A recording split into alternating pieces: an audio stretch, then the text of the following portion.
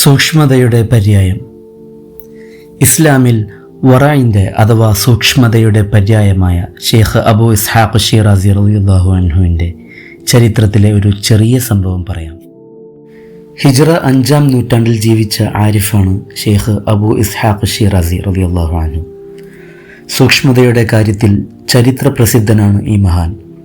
അദ്ദേഹം ഒരിക്കൽ ഒരു പള്ളിയിൽ കുറേ പണം വെച്ചു മറന്നു സ്ഥലം വിട്ടു. മറ്റൊരിടത്തു ചെന്നപ്പോഴാണ് അദ്ദേഹത്തിന് ഓർമ്മ വന്നത്. ഉടനെ തിരിച്ചു ചെന്ന് നോക്കുമ്പോൾ പണം അവിടെ ഇരിക്കുന്നുണ്ട്.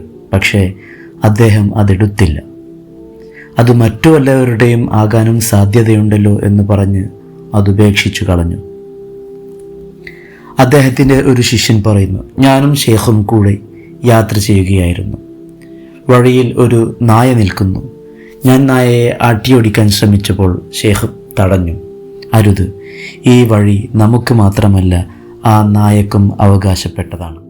ധാരാളം കറാമത്തുകൾ കാണിച്ച് ഇസ്ലാം മത ചൈതന്യം ലോകത്ത് ശക്തിപ്പെടുത്തിയ ആ മഹാരഥൻ വലിയൊരു ശിഷ്യസമ്പത്തിൻ്റെ ഉടമ കൂടിയാണ്. ആ ത്യാഗിവര്യൻ ഹിജ്റ 476 കൊല്ലം ദിവംഗതനായി. അള്ളാഹു ആ മഹാന്റെ തണൽ നമുക്ക് നൽകട്ടെ. ആമീൻ.